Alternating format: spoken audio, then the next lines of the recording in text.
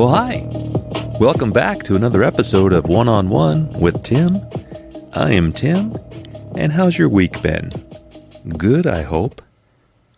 Any problems have arisen this week, or has it just been a pretty mild little week? Interesting. That's good to hear. Yeah, well, my week's been pretty good, so I guess we got that going for us. But yes, it's Friday. It's another week, another one-on-one, and thanks for spending it with your buddy, Tim. So there's a couple things I wanted to go over this week. Some things that kind of come to my attention, or something I wanted to talk about and I guess give my 2 cents on. So the first one is there's this woman who hurt herself at the gym, and let's just let me play this, and we'll discuss it as it happens there. Black woman complained that the man next to her didn't do anything after she accidentally hurt her foot at the gym, and the gym's subsequent actions were shocking. The woman had just finished a workout and casually dropped a handle from a machine. The handle landed on her foot. She was only wearing socks and no shoes, and she cried out in pain. A man nearby was exercising alone. He looked over after hearing her shout, but then continued his workout.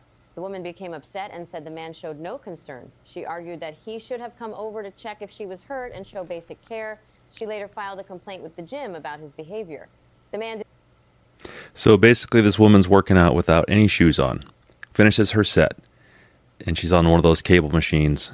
And at the end of her last set, she decides to drop the handle, which, as you may have heard, subsequently landed on her bare foot. She's not wearing any shoes. She's just in stocking feet. Okay, first of all, why are you not wearing shoes at the gym? That just seems ridiculous to me. That's like walking around the locker room with bare feet, using their showers with bare feet.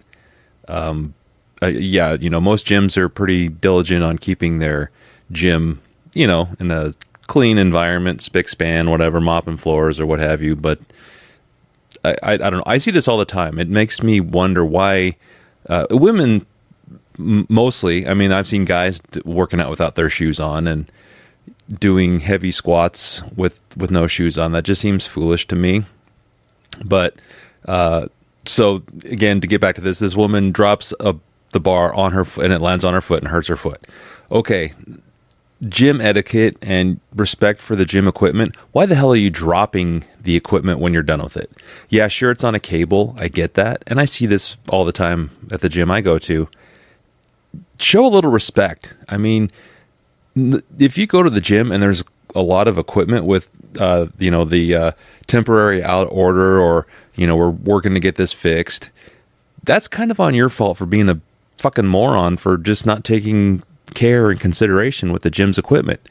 You're going to go ahead and drop it, and then it breaks, and then now all of us as a whole cannot use the equipment because some dumbass decided to just drop it instead of, showing some respect for, weren't they ever taught? Well, apparently not, but I was going to say, you're taught with respect. You got to respect other people's property. We are all working at the same public gym together, and there's no excuse for some jackoff to just drop some piece of equipment, and I don't know, it just pisses me off. And so this woman drops the bar on her foot, hurts her foot. Guy next to her, minding his own business, just happens to see what's happening and decides to continue on with his workout. Now, I don't think he did anything wrong. He is under no obligation to rush over to her like she had said, oh, he should have come over and checked to see if I needed any help or make sure I was okay. And this is a complete stranger. Why would a complete stranger... And now, okay, let me finish this thought first before I go off on it. But why would a complete stranger feel obligated to come over to see if your foot is okay? He sees you're still standing. Now, had you maybe collapsed, had a heart attack, hit your head, so okay, then yeah, maybe you want to make the effort to go over and just to make sure that person's okay. But you drop something on your foot that you're not wearing shoes, and he's supposed to come over there and make sure that you're okay and offer any sort of CPR or whatever. He could be some guy. He may have no background in the medical industry. He may not know what he's doing. You're standing there probably hobbling around, choking back curse words. And water's coming out of your eyes because, anyone who's dropped anything on their foot knows it doesn't feel very well or very good. But yeah, so you're not clutching your chest. You're not gasping for air. You didn't fall and hit your head on the barbell and have blood go squirting all over the place. So this guy, he has no obligation to come over there and help you. And then the kicker of it all is after she complains, the gym has the audacity to tell this guy he's not welcome there anymore.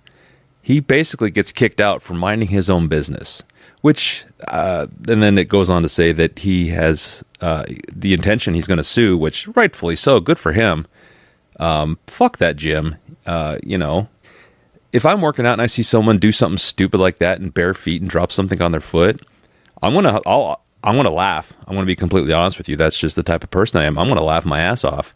And once I'm done laughing and wiping the tears away from my eyes from the complete comedy that has just taken place in front of me, and I see maybe you're lying on the ground writhing in pain, I may choke down a couple more chuckles, but for the most part, I'm not gonna drop everything I'm doing and rush over and make sure you're okay. Not to mention the time we live in.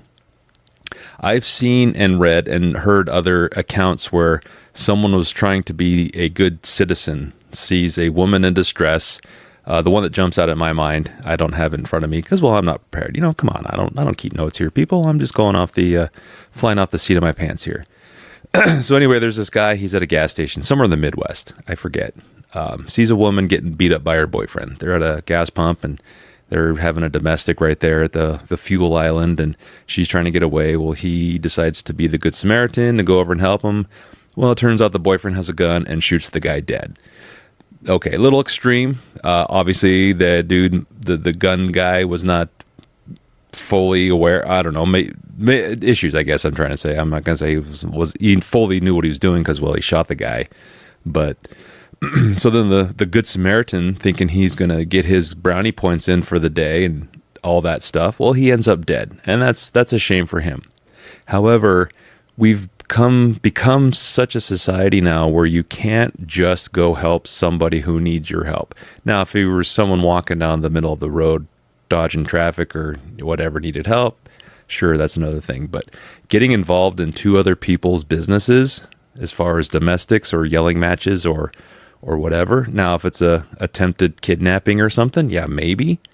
But from what I've read about that story, it was just a guy and a girl fighting. And, like I say, nowadays, you never know. A lot of the women are a lot more, or I shouldn't say a lot more, but just as crazy as the guys they're dating. And, they may have started it. Who's to say? That's like watching a guy get his ass kicked and going in there and then you getting your ass kicked. Who knows? Maybe the guy getting his ass kicked deserved getting his ass kicked. Now, if he's getting his ass kicked by three guys, okay, yeah, maybe. But if it's just a one-on-one and the guy's getting his ass kicked, hey, just sit back and watch. Because, like I say, that guy probably deserved it. You never know. I mean, you just don't know what the whole, like the scenario, what the situation, how that became and got to where the point where it was, where violence and screaming and all that. But yeah, you never know. And the idea that you see some stupid broad in the gym dropping something on her foot and then getting pissed at you for not helping. I watch a lot of videos on YouTube about women complaining about men, coming up to them, and they find it creepy. Yeah, rightfully so. I mean, a lot of guys can come up, a lot of people, not just men, a lot of people can come up and be creepy to you. So it's not just one side of the fence, or, because women can be just as creepy, but of course it's a woman, and no, they're not being, whatever. I don't know. I just think, not that this falls into that category, but something that just happened to the wife and I recently. We were out Sunday doing some errands and sitting at the stoplight, turning right, waiting for the traffic to clear so we can make this right, and just sitting there enjoying a nice sunny day. And all of a sudden, this black SUV Cadillac type, I don't know, I'm just going to say Cadillac type. I don't know if it was a Cadillac, but pulls up next to us, and the woman rolls down her passenger window, and she's like, hey, can I go straight here? And I'm looking, and we're at a stoplight, and there's a turn lane across the street, and then the straight lane right next to it. And I'm kind of looking at her and I'm looking at my wife and I'm looking at her again. She's like, "Oh, I just got a divorce and I don't know I haven't drive very often and I don't know if I can go straight here." And I'm like, "Yeah, I mean, there's no big old road closure blockade and blocking it, so it looks pretty open." And she's like, "Well, do I have to wait for the traffic turning?" And I was thinking, well, didn't you take driver's ed? Because driver's ed usually dictates unless there's a green arrow and you are going straight and someone's turning in front of you, you get the right of way. But I don't know. I just pay attention, I guess. I don't know. And so I'm trying to like, yeah, you know, you don't have to wait. You know, once the light turns green, so I can go straight. Yeah, you can. And okay, thanks. Yeah, well, I'm going through this divorce, and I'm just thinking, I don't care about your life story. And I don't know. She just seemed definitely like one of those prissy girls who's, you know, doesn't carry her own groceries or, you know, expects the men to hold doors open for her. And, you know, she was always the passenger princess. So never, you know, now that she's on her own, oh no, I got to drive myself around. Oh gosh, I hope this road that I see wide open roads in front of me, I hope I can go straight and not have to wait for someone to turn. But I don't know. And of course, the whole time she's talking, I just see this huge ball, you know, the old tongue ring.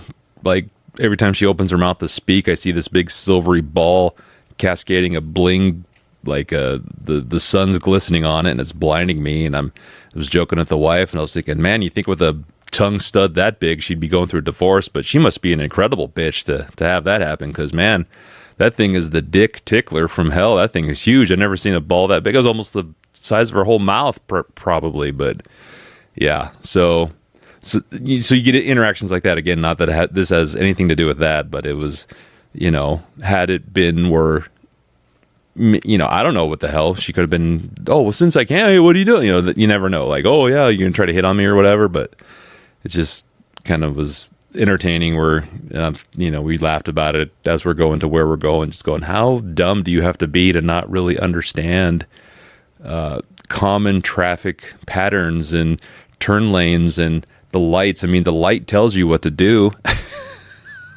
I mean, really, it's red, you don't go. It's green, well, gosh, I guess what's the opposite of don't go? Yeah, there you go. But yeah, so, you know, like I'm just gonna say, fuck this Jim, fuck this girl. That guy did nothing wrong. He's just there trying to do the best, you know, get the best version of himself out, get his workout in, mind his own business, try not to go up to any of these women who's gonna freak out. And of course, and again, nowadays too, a lot of these chicks have their phones out, and so everything's content and everything is, oh, Jim Creeper, oh, this guy looked at me, and you know, and it's like, really, he probably looked in the general vicinity. I like to people watch. I'll look at people at the gym. I'm not going to stare at them. And then having said that too, a lot of these chicks that post this stuff online, when you see what they're wearing, you got these ass hugger booty shorts on with your butt cheeks hanging out, the little tight spandex type bikini top, which, you know, you're not wearing a bra and you got these big huge titties bouncing all over the place. So you expect me not to take a look when you're running on the treadmill and you got everything just bouncing all over for the world to see, and then you get mad that someone's going to look in your general vicinity? Fuck you. Put on a shirt, for fuck's sakes. Wear sweatpants. I mean, I love the argument that's like, oh, well, there's no female athletic workout gear that, you know, it's modest. I'm like, bullshit. I see it all the time.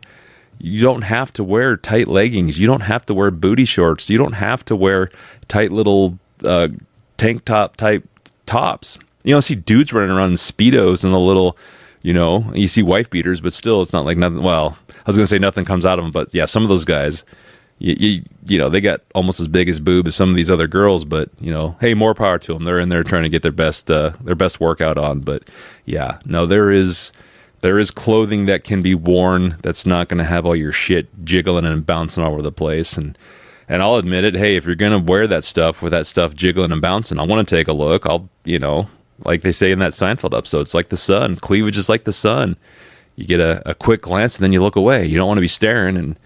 And so what? So I'm caught staring. What's you going to do? Complain that I'm staring under big fat boobies that are flopping over the place? Put on a t-shirt. You got if you don't have a t-shirt, I'll bring you a fucking t-shirt. It's not that big a deal, but yeah. So that's why I don't know. This is kind of where we've come, where you're kind of damned if you go up to somebody, you know, they're going to label you as a creep or perhaps press charges as far as like, you know, inappropriate which sometimes, yeah, if you go up to someone and you are inappropriate, then rightfully so. But if you're just going up to someone to, hey, I saw you drop this thing on your foot, because let's flip it on the other side of the coin. Maybe let's say he did go over and check on her and asking her if she was okay, and maybe kind of rubbing the foot to get some sort of feeling, and maybe she would have freaked out, and the gym still would have asked him to leave, and now he's labeled as some sort of gym freak who's just approaching women that didn't want to be approached. That because you can never win. They want you to approach them, and then they get mad at you for approaching them. So I don't know. I'm just happy that I'm married, because if I wasn't married, there's no way I'd be dating. I see so much stuff on everywhere that just, it does not make me, like I always tell the wife, if something should happen where I, end up becoming single, because more than likely it'd be her untimely passing. I mean, we're not going anywhere from each other, but if it'd be her untimely passing, that if that ever happened, I am never fucking getting married again. I'm staying single. I like my peace. My wife brings me peace and joy, and I try to do the same with a little bit of sarcasm.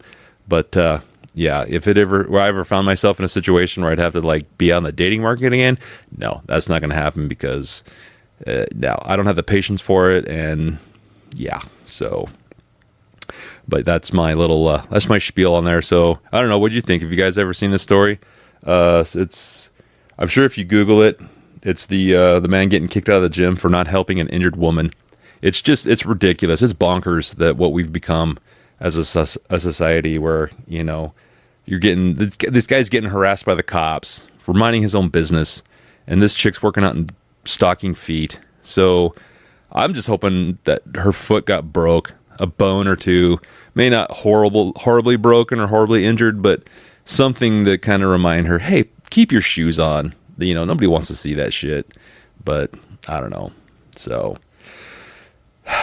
yeah. So like I say, if you've seen it, what do you think about it? Let's open up a forum here. Like I say, I always like communicating. If you may have a different opinion on this, I would love to hear it. I'm not here to try to convince anybody, and we can just have an open conversation about it. And what do you think? Email me at arnoldorstallone@gmail.com, and let's open up a forum here. So, but I got that out of the way. I've been wanting to talk about that for a while, a couple days now. When I saw it, I mean, granted, this story is probably a couple weeks old now, but I just kind of had to let my thoughts materialize and give it some time and let it breathe, and then formulate a nice little opinion on it without just coming on here binge, because I don't want to turn this podcast into I don't want to be ranting and raving about stuff, because there's so much stuff that just could fall into that category, and I really don't want to go that route. I want to keep it easy, light and breezy, give you about 25 to 30 minutes to just maybe turn off your bread. Yeah, turn off the bread, because it is burning and I can smell it from here. Turn off your brain and just maybe we've seen something together in the world that you may have forgotten about, and I may bring up, and you may be like, yeah, that's right. I should email Tim and we should talk about it. So, but, so what else is going on? How else was how was that? Yeah, see, now I'm losing it here. So, bear with me. And like I say, if you've listened before, there's no audio edits. This is a record, and then I might check the levels, but as far as cutting stuff out, nah, you're getting the whole experience here. But so last week was the NFL draft. Ooh, I bet you were all excited about that. Did your team draft the appropriate players and position players they needed to make a successful run in the upcoming season? Or are you like me and you could give 3 shits about the NFL draft? I do not get the NFL draft. Well, no, I don't understand why the NFL draft is televised. I understand the purpose of the NFL draft. I enjoy football for the most part. I probably wouldn't call myself a diehard fan. I enjoy watching my team. If my team's not playing, I really don't care about watching any other games. And saying that, I don't watch every single game every week. If the Super Bowl is 2 teams I don't really care about, generally I have no interest in watching it. My wife's a little more of a fan as far as the advertisements that she'd like to see. And even in years past, this year included, is I remember the Super Bowl used to be, the end all, the new advertising campaigns, and they do the over the top commercials and the comedy and did you see this one or that one?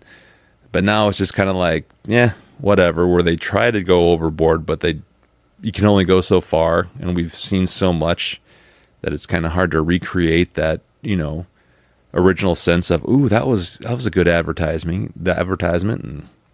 and so the last couple of years, I don't even care about the commercials anymore. A lot of people tell me, "Oh, I watched Super Bowl for the commercials." Great, good for you. Me, I don't give two shits about the Super Bowl unless my team's playing, and the commercials I could give a shit because, well, they're trying to sell me something, and that's just like, ooh, that's like buying a T-shirt with a Nike symbol on it, thinking, yeah, I want to support the brand. No, you're a walking billboard. You're paying this company to advertise on you, that you're a Nike person. And I've never understood that. I remember buying T-shirts, in high school and stuff that either had a metal band on them or they had nothing on them. And I like that because I felt that I myself could potentially, I choose what I advertise. And that's kind of what we've become now, where they, like I say, every manufacturer, clothing or whatever, they put their logo on their T-shirt and you buy it, and now you're basically doing free advertisement for this product. And we are all walking billboards, and so if my shirt isn't, say Slayer's World Tour from 2010, then I don't want anything else on there unless it's something mildly inappropriate or something funny or something that I feel that I enjoy. I like funny stuff. I like to make people laugh. As far as trying to make a message or a statement, nah, I ain't got time for that. Life's too short for that shit for me personally, but that's just me. I'm just going along with the flow. But yeah, when I think I got a hat years and years ago when they first started doing this shit. I'm looking for just like a work hat, and every hat I was looking at was Reebok or Adidas, and I'm like, well, don't you have any hats that don't have the name and logo on it? And they're like, oh no, it's that's what we got. And I'm like, all right, I just want a plain hat with nothing on it. Yeah, those days are, I'm sure I could still find them, but they're not as readily available as they used to be. But I guess anyway, now that I've taken that detour, let's head back to the NFL draft. I remember a couple years ago I was hanging out with a buddy he plays fantasy football, and I would probably say super fan, maybe super, what's below super, like a above average fan might be the fair assumption to call him. Not a super fan, but kind of has the ins and outs and the stats and everything that needs to go along with the knowledge of being a successful NFL fantasy football player. And he's always tried to talk me into joining the league, and I always think about it, but I don't know enough, and I don't care to learn enough, and I don't follow it close enough to even, like, yeah, it'd be fun, but I really would offer nothing because I don't, like I say, I don't stats. I don't give a shit about that. And, who's off this or what's that or this. Nah, sorry. I got too much stuff to do than to follow that. But so there was 10, 15 years ago, because he lives far away from me, and I'd go visit him, and I was on one of my visits just happened to be during the time of the NFL draft. And at that time, I was a little more of a fan than I am now. I was just like really starting to get into, the whole football thing and football life and all that stuff. And he was like, oh, we're going to go watch the draft over at my buddy's house. I'm like, oh, that'd be cool. And then maybe I can get I'm thinking internally, maybe I can get a leg up and see who my team gets and watch them progress or watch them decline or see if they're good or see if they're bad or whatever. And so we watched the NFL draft. And after a day of that, and not even a day, I'm talking maybe an hour, maybe 90 minutes, I was ready to be like, nah, I can't. Oh, it's only round 2. I'm like, how many rounds are there? There's like 7. And I'm like, what? Yeah, well, there's like 3 more days. And I was like, you got to be kidding me. This shit's on TV. And I think that was when ESPN was showing they weren't showing it in its entirety, but they were showing, the first 2, maybe 3 rounds of it, maybe to see if people would watch it. And from what I've seen, yeah, people watch that shit. Not only do they watch that, they attend that. They go there. They cheer. They boo. They show support. And again, more power to you. I'm not going to tell anybody how to live their life, but come on. Why the fuck are you wasting your time going to the NFL draft? Why are you wasting? You're getting mad at their team. You want so-and-so player, but they choose player B that doesn't fit into how you think they should fit into this team. And it's like, yeah, I don't I understand it's a hobby. I get that, but good grief. I was at the gym, and one of the TVs at the gym is always on ESPN, and it's got the NFL draft going on there. And, so I'll look at it. I pay no attention to it, but I'll look at it, and there'll be a pick, and there's no sound, so you got to kind of just watch the people's reactions and everything. And there'll be a pick, and everyone jumps up for joy. Babies get thrown up in the air, and everybody's happy. And then boom, we got like a half hour of just the stuffed shirts behind the desk just going on about this, that, and the other. And I'm just like, oh my God. People spend their weekends. This is their weekend, is watching the NFL draft. That's like watching preseason football. Even in my highest peak of being an NFL fan, even preseason football for me was just like, this is boring. I don't care. Get me to the regular season, and then we'll call it good. But the NFL draft preseason, if that's your thing, I don't want to come across as an asshole and being like, man, fuck you, Tim. I like the NFL draft, you dumb shit. And if that's how you feel, I accept your scorn. I embrace your hate. Send me an email about it. Let me know. Arnold or Stallone at gmail.com, and tell me what a big douchebag I am for not enjoying the NFL draft. Tell me preseason football is the best football there is, because then you can actually see who's going to make the team or not. Let me have it. I got thick skin. I'm an adult. I can handle it. I'm not going to go away and cry about it. I'll embrace your hate, so to speak. Just rain it down upon me. Show me your scorn. Show me the scars, or the wounds, I should say, that I've ripped into your soul, telling you how shitty the NFL draft is and just what a waste of time it is. Let me know. I don't care. I want to hear it. So, yeah. But so that's my spiel on the NFL draft. This episode feels kind of negative, like we're actually going down, because this next topic I wanted to bring up.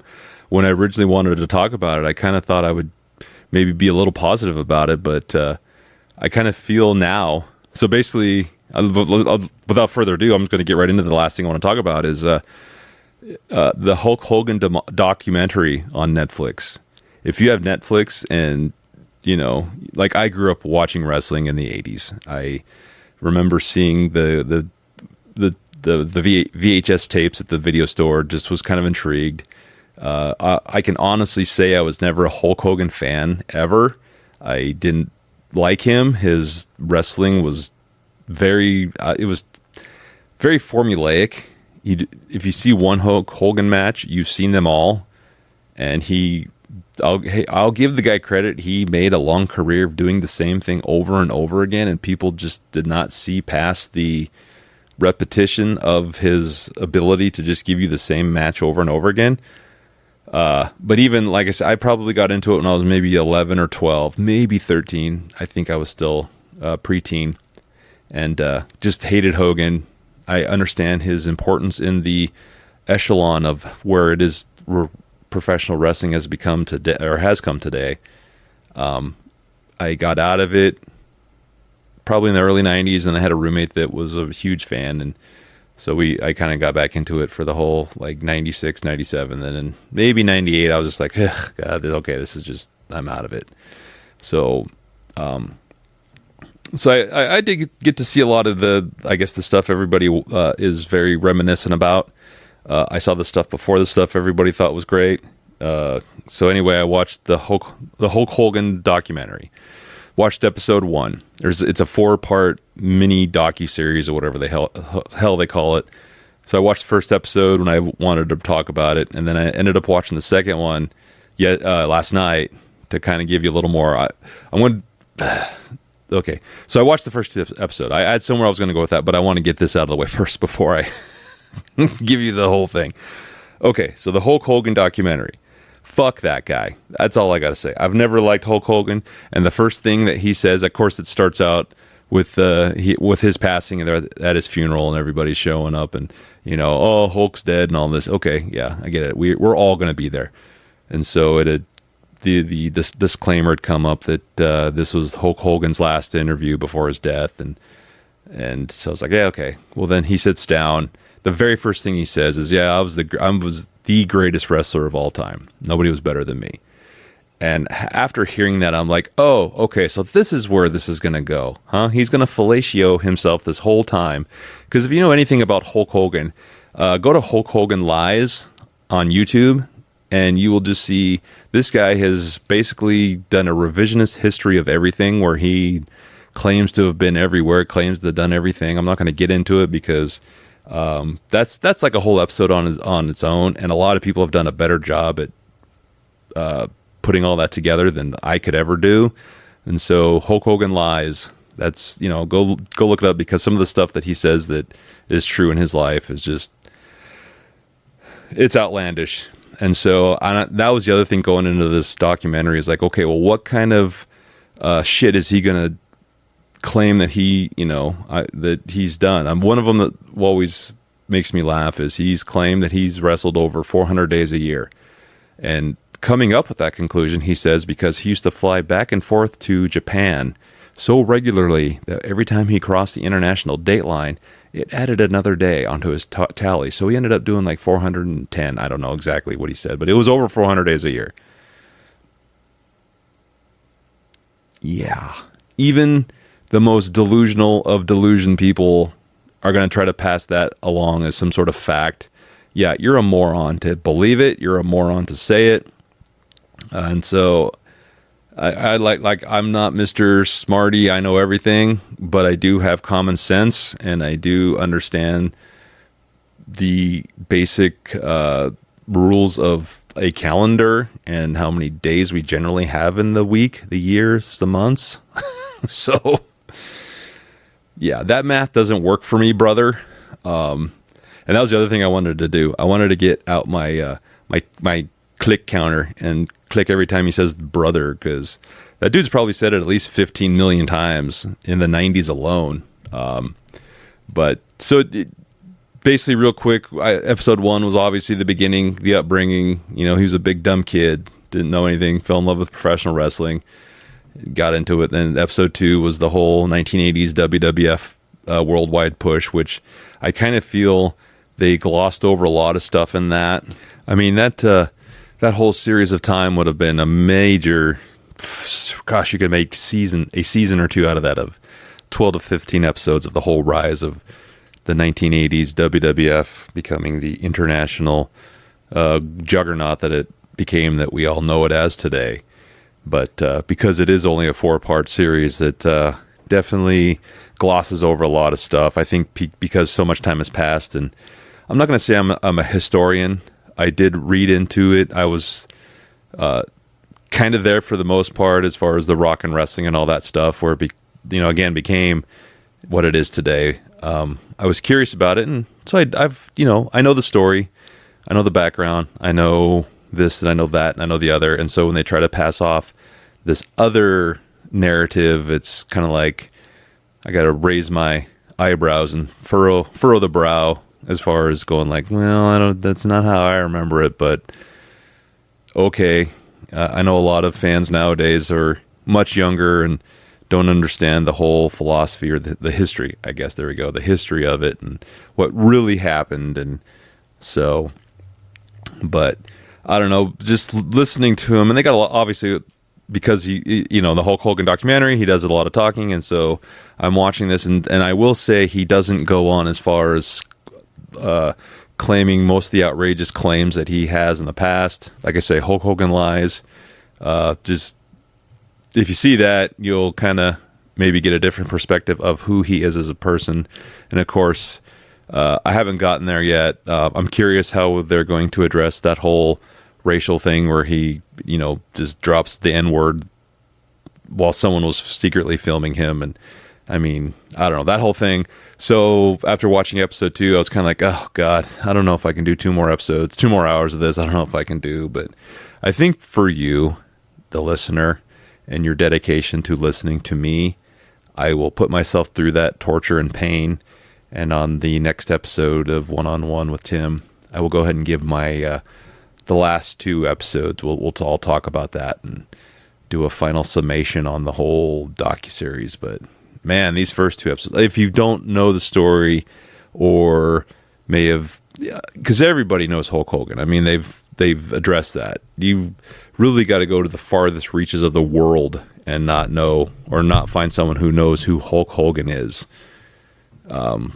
So, and I don't know, the one thing that made me laugh, or this other thing, besides I'm the greatest wrestler in the history of the world ever, was he was comparing like Hulk Hogan or Hulkamania. Because obviously episode 2 was very heavily influenced by the whole Hulkamania craze. And he goes on saying, Hulkamania is going to be remembered like World War I, World War II, Hulkamania. Everybody's going to remember Hulkamania till the end of time. And I was like, well, I'm sure, maybe, you never know. But that's kind of taking a big stretch there. That we're in school. Not that this is what he was suggesting, but I doubt the school of the future is going to be teaching Hulkamania along the lines of World War II. But God, you never know. I say that now, but it could be on the curriculum in 15 years. I don't know. I don't have kids, so I don't need to worry about it. But it just kind of made me giggle. Like, we're going to be looking back in the annals of time. And they're going to go, the invention of the wheel, the dawn of man, World War II, Hulkamania. Okay, whatever, dude. But the other thing that kind of is a glaring thing, if you know the story, is one person out of this whole, I guess, beginning of the career is purposely left out, which has to be purposely left out because you really can't say one without saying the other, is... if you do know the story of Hogan and watched his early years, he was a very charismatic individual and he was the character, yes, but he always had someone at his side that when he started, they started as a tag team. Well, in this documentary, he started as a solo. Now, granted, this person did not become as big. I mean, he did become big, but obviously there's only one Hulk Hogan and you can't really, but they had left out Brutus the Barber Beefcake. You see one photo of him one video of him at Hogan's funeral. And then as they did the photo montage, there was one more that they had snuck in there. But as far as even mentioning him, nope. His name has never come up. Ed Leslie, for those of you who want to take down notes and find out exactly the real person. But Ed Leslie is just left out of the whole first two episodes. And so it'll be interesting because then I think the episode 3, I don't know. I was going to say episode 3 is the whole WCW, and Ed Leslie was pretty predominantly by Hogan's side in WCW. So we'll see. I might, like I say, I will finish it just to talk about it on the next episode, but man, I really don't want to. But, okay, so I think that's all I've got for this week. Thank you for checking me out. If you've made it this far, I appreciate it. If you got comments or concerns or even suggestions of topics you would like me to go over, as I've said before, you can email me at arnoldorstallone@gmail.com and let me know what you think. Tell me I suck. Tell me, you know what, you got this wrong. Tell me Hulk Hogan is the greatest wrestler of all time, past, present, and future, and your grandkids will be still discussing Hulkamania in the near and distant future. But, other than that, like I say, thank you for checking me out. Hope your week is going well. No, I don't hope it's going well. I hope you have a fantastic week. Everything you want to accomplish this week, I hope you do it and then some. So until I talk to you, I'm hoping next week, like I say, there's still this whole spring thing is causing little scheduling snafus, but I'm planning on being back next week. So until then, take care of yourselves. Bye.